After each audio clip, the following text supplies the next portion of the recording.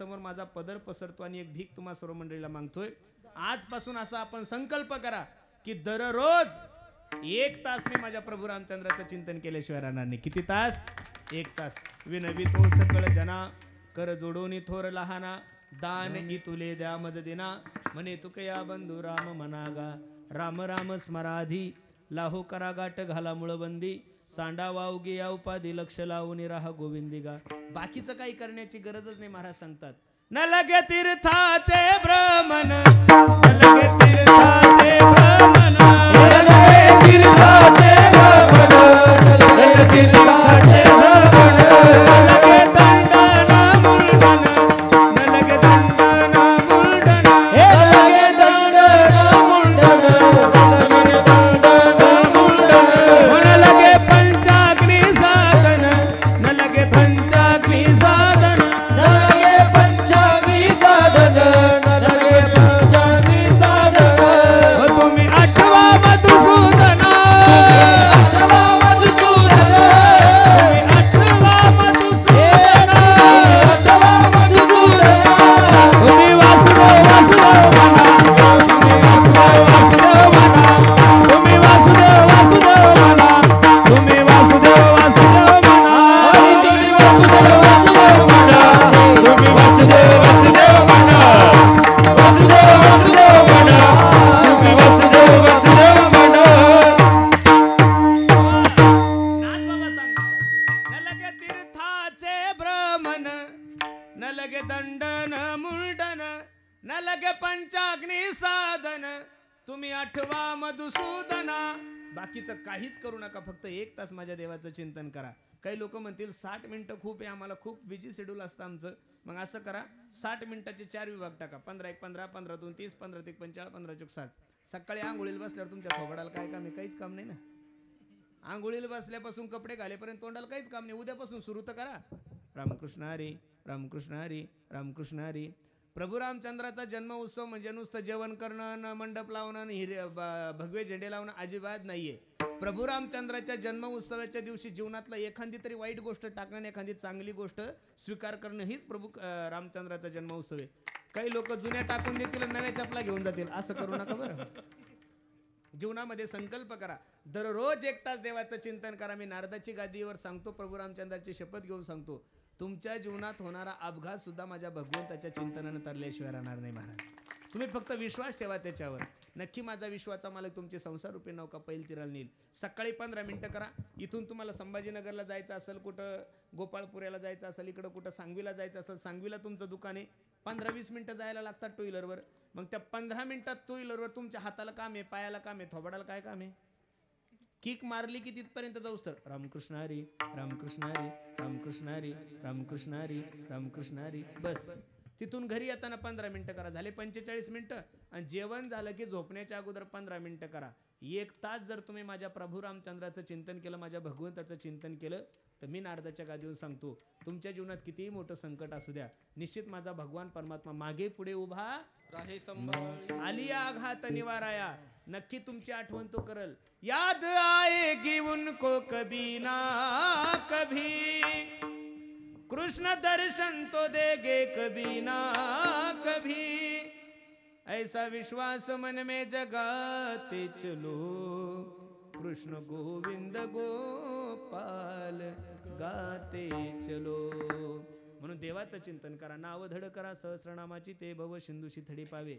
आणि असं जर तुम्ही भगवंताचं चिंतन केलं तर काय होईल याचा फायदा तुकोबरा शेवटच्या चरणामध्ये। तुका मने काळा तोंडावारी, तुका मने काळा तोंडावारी, तुका मने काळा तोंडावारी, तोंडावारी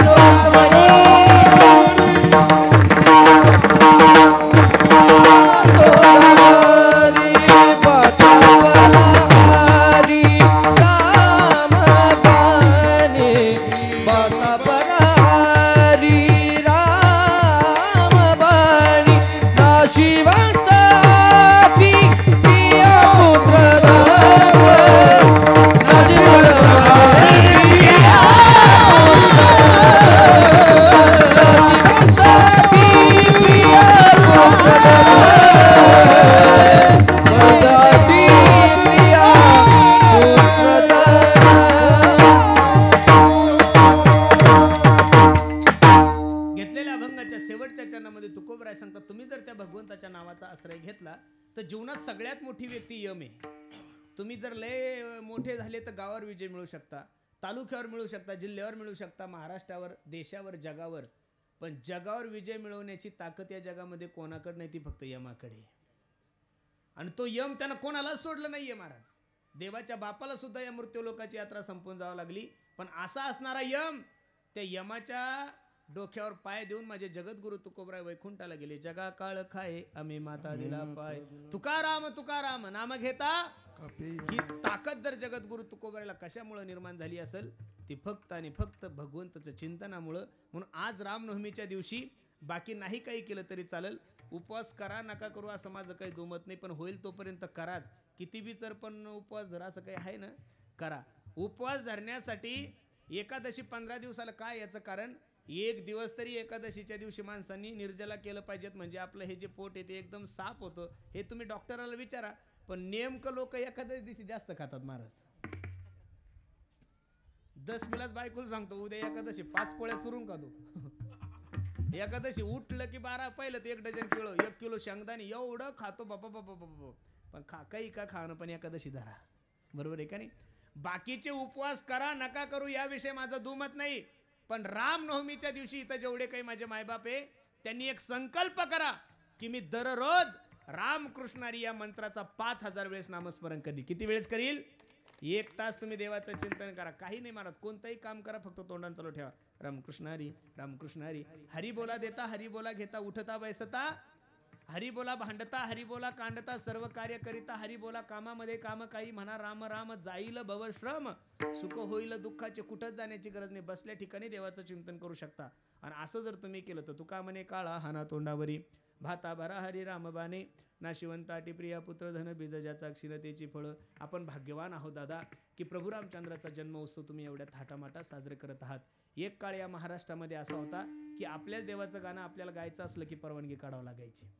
नुसतं म्हणलं ना बनाएगे मंदिर तरी कारवाई होत होती. आता म्हणायची गरज नाही, ऑलरेडी काम चालू आहे. आपण राम मंदिराच्या भूमिपूजनाला जरी हजर नसलो, कारण भूमिपूजनाला करोना होता त्यामुळे आपल्याला शक्य नाही, पण मगाशी आमच्या बागडे नानाने सांगितलं 2024च्या जानेवारी महिन्यामध्ये राम मंदिराच्या लोकार्पण सोहळ्याचे तुम्ही आणि मी सर्वजण साक्षीदार राहणार आहोत. ही परमभाग्याची गोष्ट आहे महाराज. काही लोक मला म्हणतात महाराज एवढं मोठं राम मंदिर मोदी साहेबाला बांधायची काय गरज होती. अरे बाबा नो, एका गावामध्ये जर 25 घर मुस्लिम समाजाचे असले तिथं 50 लाखाची मस्जिद असते. किती लाखाची? ज्या गावात 25 घर मुस्लिमांचे त्या गावात जर 50 लाखाची मस्जिद असते. ज्या देशामध्ये 75% हिंदू आहे त्या देशाचं राम मंदिर या जगातलं सगळ्यात मोठं मंदिर असलं पाहिजे महाराज. म्हणून सर्वांनी हात वर करा बरं. वा वा वा केले. एक कडवा आपण सर्वजण म्हणू. बन रहा है मंदिर, बन रहा है मंदिर, कसम तुम्हारी राम प्राण से प्यारा है, प्राण से प्यारा है, अवधपुरी का राम बन रहा है मंदिर, बन रहा है मंदिर, बन रहा है मंदिर, कसम तुम्हारी राम प्राण से प्यारा है, प्राण से प्यारा है, अवधपुरी का राम बन रहा है मंदिर, बन रहा है मंदिर. एक ताली एक ओ मर्यादा पुरुषोत्तम राम, मर्यादा से होके काम, हम है दीवाने राम के, होके काम हम है दीवाने राम के. हो राम जी की डोली चले बोले बजरंग बली, भक्ति अयोध्या धाम के. राम जी की डोली चले बोले बजरंग बली, भक्ति अयोध्या राम के. हो राम जी का मंदिर बने, खुशियों का दीप जले, होगा नहीं नाता, बन रहा है मंदिर, कसम तुम्हारी राम राम से प्यारा है, राम से प्यारा है, अवधपुरी का राम बन रहा है मंदिर, बन रहा है मंदिर. प्रभु रामचंद्र भगवान की जय. प्रभु रामचंद्र भगवान की. आवाज आवाज येत नाही, थोडा जोरात आला पाहिजेत ना. प्रभू रामचंद्र भगवान की, प्रभू रामचंद्र भगवान की. वा वा. असं जर अयोध्येलाही आवाज गेला पाहिजे आपला, बरोबर आहे का नाही? नाही अयोध्येला तर कमीत कमी हैदराबादला तर गेला पाहिजे का नाही? तुम्ही म्हणसाल हैदराबादला काय गेला पाहिजे? तिथं एक पिसाळेल कुत्रा असतो, नाव नाही घ्यायचं त्याचं, कारण कुत्र्याचं नाव कीर्तनात नसतो घेत, बरोबर आहे का नाही? तो कुत्रा ज्या वेळेस भुकल त्यावेळेस हिंदू धर्माच्या विरोधातच भुकतं. आपल्याला वाटतं लेकरं खेळते खेळू द्या, खेळते खेळू द्या. आता कानात मुतायला लागले ते लेकरं, किती दिवस खेळू द्यायचं? बस झालं. आपण आपल्या हिंदू धर्माची जोपासना करा. मी नेहमीच सांगत असतो कीर्तनातून, या महाराष्ट्राने या भारतानं कधीच मुस्लिमांचा विरोध केला नाही महाराज. आम्ही जेवढं तुकोबरायला मानतो तेवढंच कबीर महाराजांना मानतो. आम्ही ज्ञानोबराय तुकोबरायच्या सोहळ्यात जर पाहिलं तर काही मुस्लिम लोकांचे कीर्तनकार आहे, काही मुस्लिम लोक, काही मुस्लिम गायक आहे, काही मुस्लिम वादक आहे, काही मुस्लिम लोकांच्या पंक्ती सुद्धा असतात महाराज. लोणंदला सुद्धा मुस्लिम लोकांच्या पंक्ती. पण खरं सांगू का, मुस्लिमांचा विरोध करत नाही, पण तुम्ही जर महाराष्ट्रात राहून, भारतात राहून, आमचंच खाऊन जर पाकिस्तान जिंकल्यानंतर जर संभाजीनगरमध्ये फटाके फोडत असाल तर तुमच्यासारख्या नालायकांच्या विरोधात आम्ही बोलणार म्हणजे बोलणार. अरे ज्या संभाजी महाराजाने या देशासाठी बलिदान दिलंय, ज्या औरंगजेब बादशाने संभाजी महाराजांच्या डोळ्यामध्ये गळम सळाया घातल्या, एवढा त्रास दिला, त्या संभाजी महाराजांनी या महाराष्ट्रासाठी बलिदान दिलंय, त्या छत्रपती संभाजी महाराजांचं नाव जर तुम्ही शहराला देण्यासाठी विरोध करत असाल तर तुमच्या विरोधात आम्ही बोलणार म्हणजे बोलणार. आम्ही तुम्हाला आमचं नाव थोडं द्या म्हणलंय, ज्यांचं योगदान आहे त्यांचं नाव दिलंच पाहिजेत महाराज. ज्यांनी खाल्लंय त्यांचं योगदान काय आहे महाराज या देशामध्ये. म्हणून माझी विनंती आहे, देशाविषयी धर्माविषयी स्वाभिमान बाळगा, कधीतरी एकत्रित या. असं नका म्हणू मी या जातीचा आहे, मी त्या जातीचा आहे. प्रत्येकाने एकदा तरी म्हणा मी हिंदू आहे आणि हिंदुस्तान माझा काय आहे, देश आहे. म्हणून खूप सुंदर नियोजन तुम्ही सर्व मांडकीकर मंडळींनी केलंय. नजर लागावं एवढा सुंदर कार्यक्रम आहे महाराज. दरवर्षी रामनवमी उत्सव खूप थाटामाटा साजरा व्हायला लागला महाराज. महाराष्ट्रात छत्रपती शिवाजी महाराजाची जयंती असेल, गुढीपाडवा असेल, रामनवमी तर एवढ्या उत्साहात साजरी व्हायला लागली. बाबा बाबा बाबा बाबा, असे सर्व जर हिंदू लोक एकत्रित झाले तर हा भारत देश हिंदू राष्ट्र व्हायला उशीर लागणार नाही.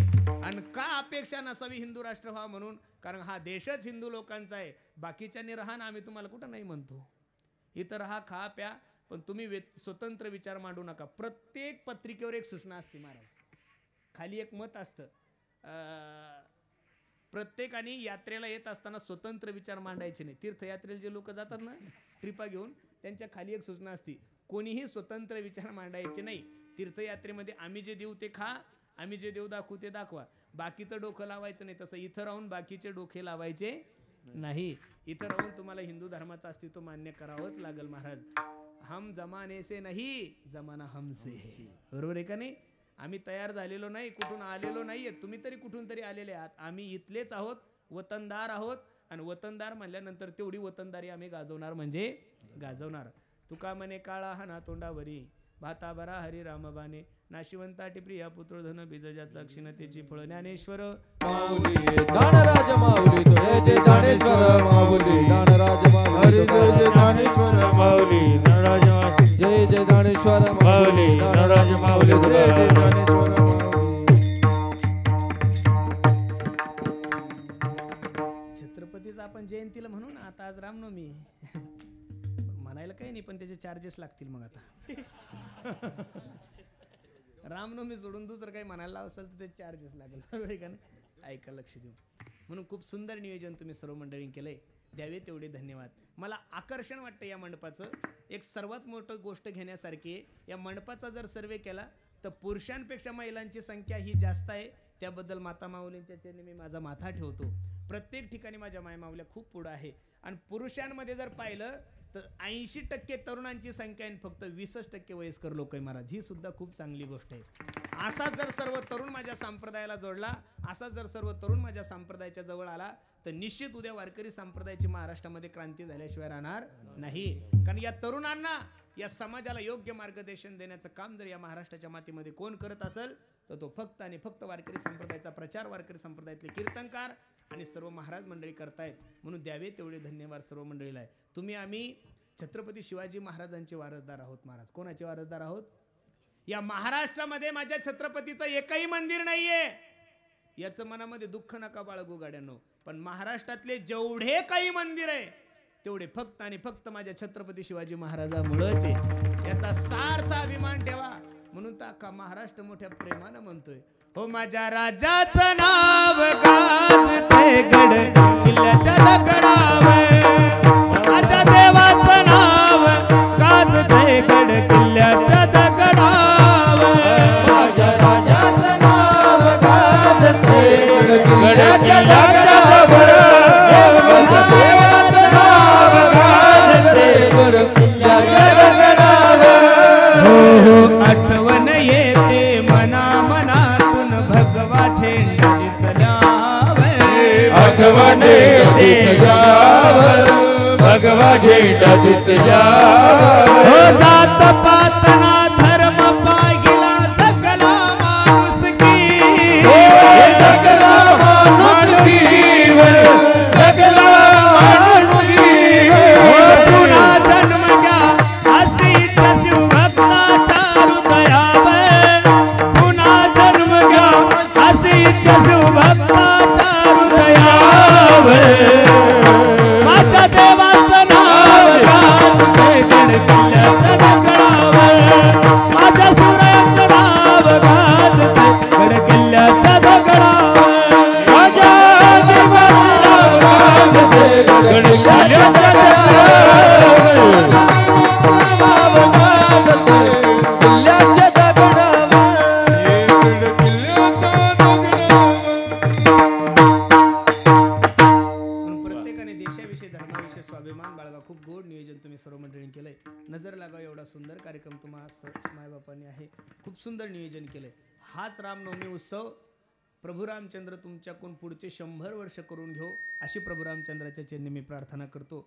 आणि दरवर्षी माझंच कीर्तन हो अशी सुद्धा अपेक्षा ठेवतो. ऐकणारे बदलले तरी चालतील, त्याचा काही प्रॉब्लेम नाही, पण कीर्तनकार तोच पाहिजेत. कार्यक्रमासाठी उपस्थित टाळकरी चेंजेस झाले तरी काही एवढं प्रॉब्लेम नाही, पण कीर्तनकार तोच पाहिजे. बरोबर आहे का? आता गुरुजीनं रिटायर झालं तरी चालतं, कारण शिष्य एवढे तयार झाले त्याच्यामुळे गुरुजीनं कुठेतरी थांबलं पाहिजे. बरोबर आहे का नाही? म्हणून कार्यक्रमासाठी उपस्थित सर्वच गुणीजन महाराज मंडळी, त्यामध्ये प्रामुख्याने ज्यांनी गोड असा पखवाज वाजवला, रामनवमीचा उत्सव आहे महाराज,